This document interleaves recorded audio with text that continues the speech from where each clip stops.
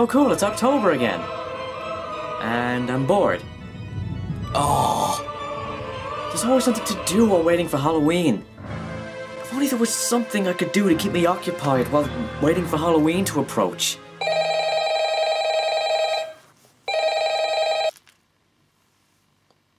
Hello? Hello? Hello? I wanted to record a message for you.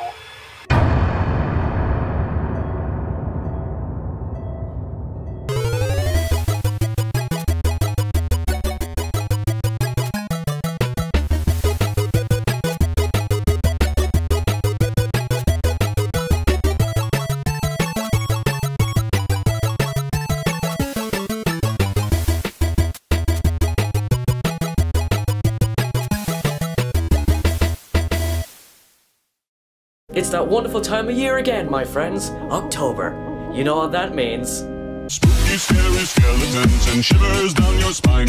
Shrieking skulls will shock your soul, seal your doom tonight.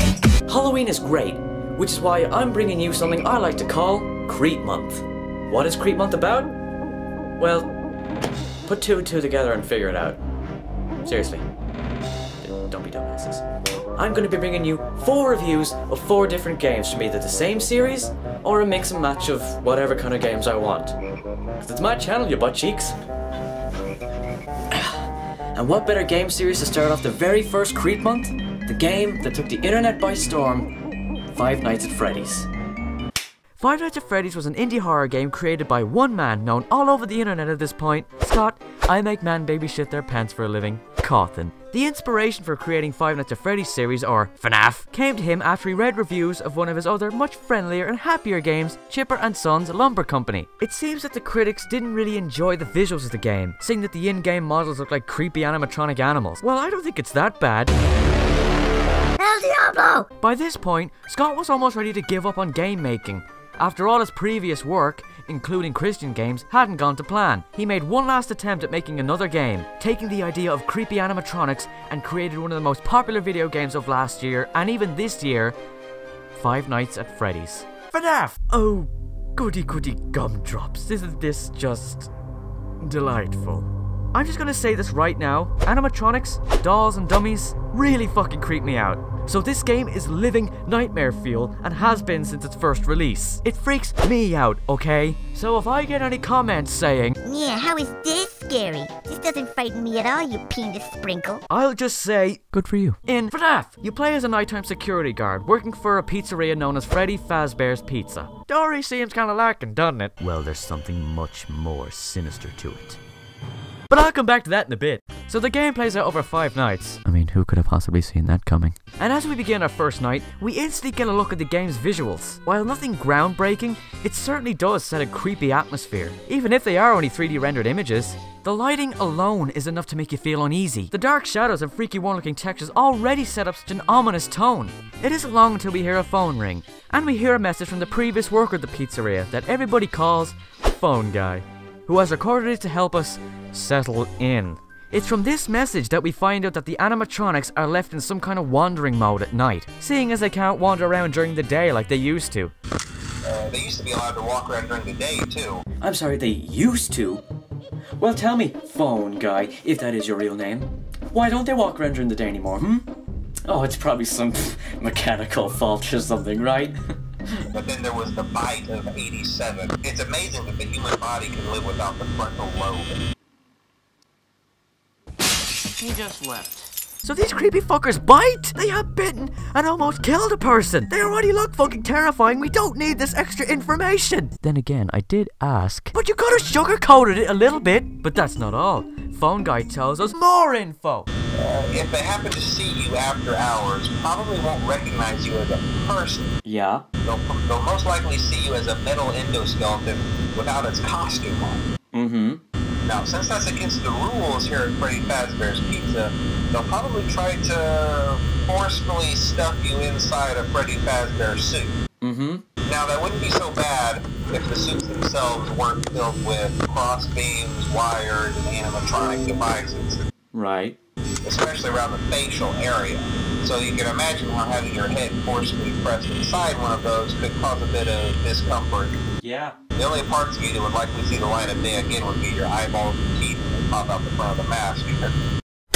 That's what I would have done if I was told that. But it gets even better. Guess now is a good time as any to bring this up. Remember how I said there was something more sinister about this game's plot? Well, on the walls of the pizzeria, you can see paper articles stuck to the wall. By reading these, we can uncover more about this creepy shithole. It turns out that years ago, when the pizzeria was at the height of its popularity, a restaurant employee stole and put on a spare animatronic suit and wandered around the restaurant. He eventually lured 5 children to the back room and murdered them, to then stuff their dead, lifeless corpses inside the animatronics. Jesus, man! People believed the children went missing as the years went on, till they began to notice a ghastly smell and could see blood and mucus oozing out of the animatronics. Which means that these animatronics are haunted. What a twist! So all we have to do is survive 5 nights, huh? That's cool.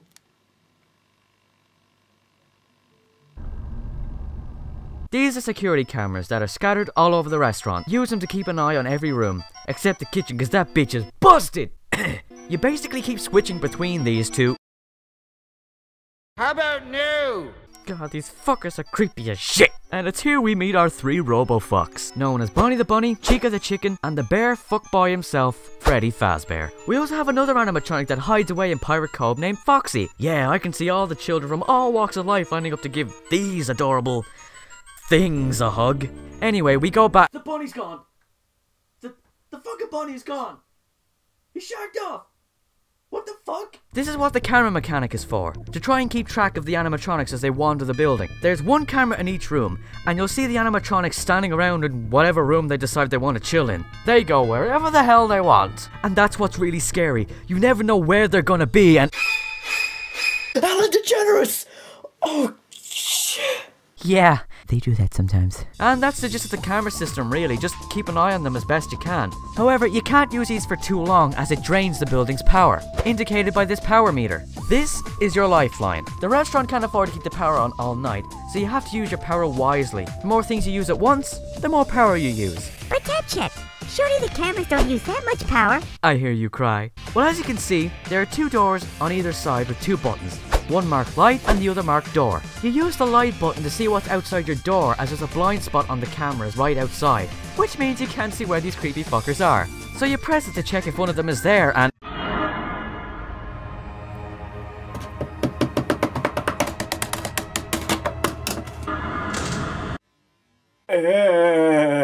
holy fuck, that's terrifying. You're trapped in this office with these creepy animatronics wandering around the place, ending up outside your door. I don't know why, but the way Bonnie leans into the door like that just scares the fuck out of me. I mean, what's scarier? This? Or this? And the lighting on his face and just his general design is brickin' pants producing. And that little music sting really gives you the sense of, oh shit, you gon' die. It's the atmosphere that really gets to you. You're all alone in this creepy pizzeria with the faint sounds of carnival or arcade music playing off in the distance. You hear footsteps and eventually even Freddy fuckboy himself laughing at your soiled trousers. Everything, including the dark story of this game, really sets up an ominous setting. This whole game looks and feels like a nightmare where you can't move, you're trapped, and no matter what happens you can't get away until you wake up. It's horrible! Well, anyway, yeah, the other button on the wall shuts the door, stopping the animatronics from getting in. And remember, it's not just one door either. Nah, there's two of them. But thankfully, the animatronics will only appear at their corresponding door. So we have Bonnie on the left and Chica on the right door. Looks like it's duck season! Their designs are so creepy! Oh, no. Go away. You're gross. Go back to Disneyland, or wherever the fuck you came from. Well, the first night is easy enough, and we move on to night 2, where we get another call from Phone Guy. Well, if you're hearing this and you made it to day 2, congrats. Oh yeah, thank you so much. It was actually really enjoyable, fighting for my life, trying to stop killer robots from biting me and forcefully stuffing me into an animatronic suit, Also, by the way, go fuck yourself. He basically tells us the animatronics become more active as the week goes on, so more fun for us! Yay! This is what creates tension and puts you on edge. The animatronics begin to move around quicker. You begin hearing noises, and they may be outside your door before you even realize it. You go to check your cameras and find nothing, then go and check outside your door and...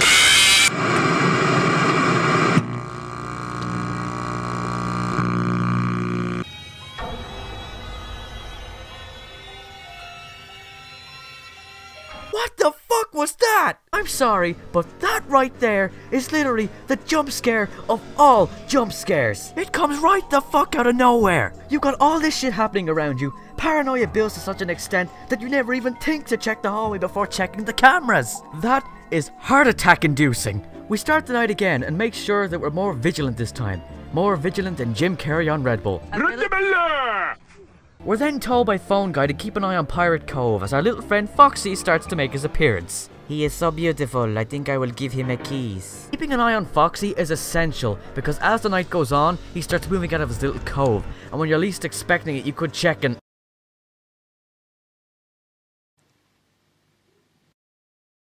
Oh god, where is he? Where the fuck did he go?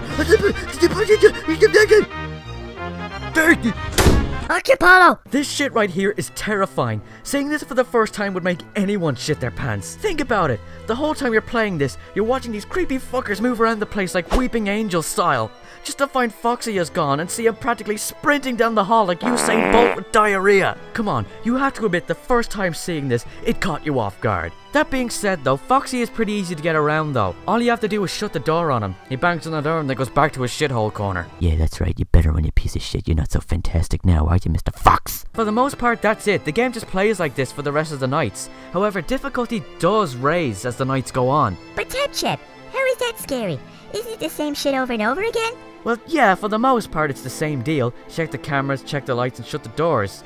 And yeah, the animatronics never change doors when they do appear, but they never have a linear pattern. You never know when they're going to appear at the door. You get a hint they're getting close, but you never really know when they're at your door until you look. It's that feeling of vulnerability, that at any moment they could get you.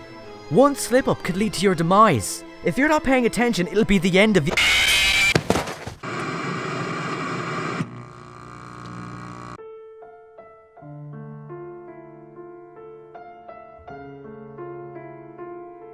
This game stresses you out. It tells you just enough story to make things unsettling, then finding hidden details in the game adding to the story, like the horrific child murders and corpse stuffing into suits. Knowing that puts you right on the edge. Then, to freak you out more, every now and again you get flashing images of the animatronics coming up on screen with the words "It's me" up in the corner, throwing you off and catching you off guard. Sometimes you even get two animatronics at the door at the same time, meaning you have to shut both doors, then use your lights to check if they're still there, and even check the cameras to see if they've moved. All of that, eating away at your power even quicker. Hell, even Freddy gets involved as the nights go on.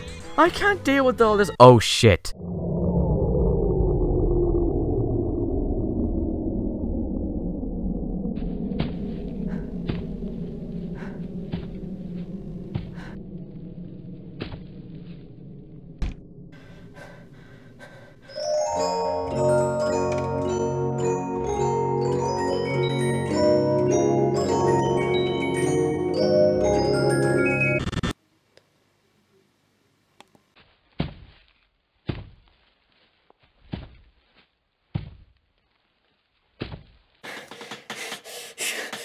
Stop touching me!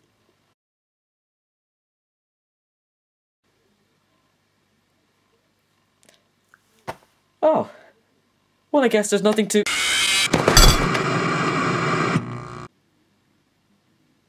You're a cock, Freddy! That fucking music box jingle. That is the song of death. You know what that song is? That song is pure evil. Actually, that's something I have to give to Scott too. The music in the game is really atmospheric. I know there isn't that many songs in game, but even that music that plays at the menu screen already sets the tone of the game. You know from the minute it starts up that it's not going to be a wander through It's a Small World. And that freaking carnival music you hear in the background during gameplay is something else. The sound design in general in this game is on point.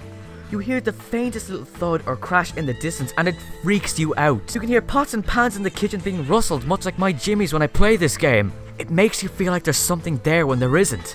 It's those sounds that freak you out and make you run to check the camera without thinking. It makes you jumpy and beyond paranoid. It's great, but also horrifying. They're right in your ear and it sounds so realistic that you get so immersed in the game and forget about your surroundings. It makes you feel like you are the night guard. You are the person about to be stuffed into an animatronic suit by haunted demon animatronics of death. It's not the jump scares that are scary.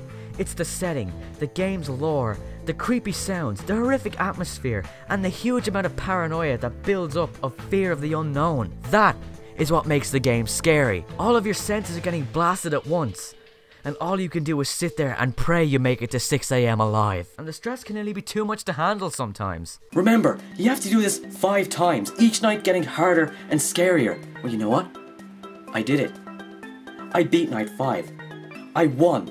I survived with my life. I beat the animatronic menace. I did it, Mr. Cawthon. Now what is my reward?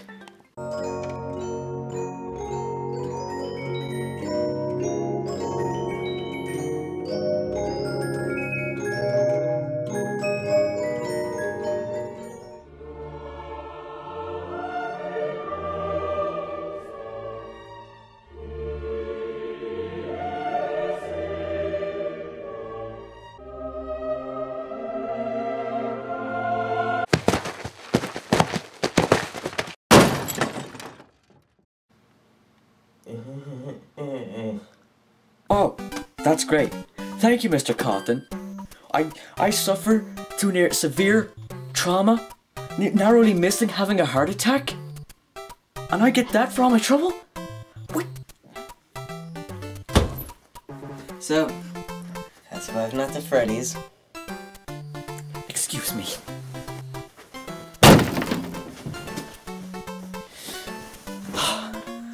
That's better.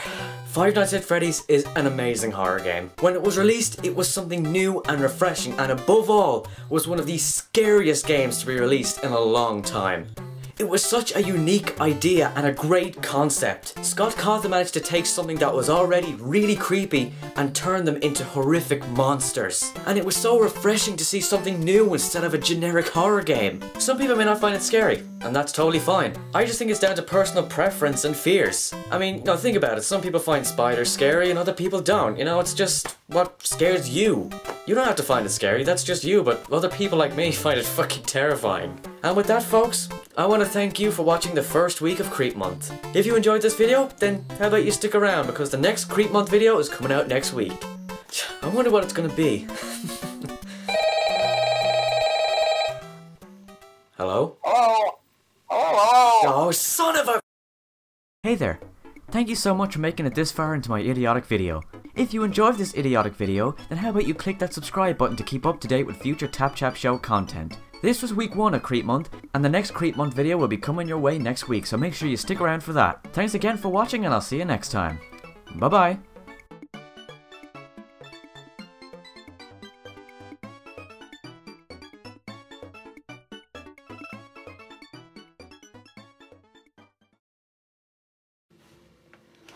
I'm Tyrone, and I'm here to fuck your wife.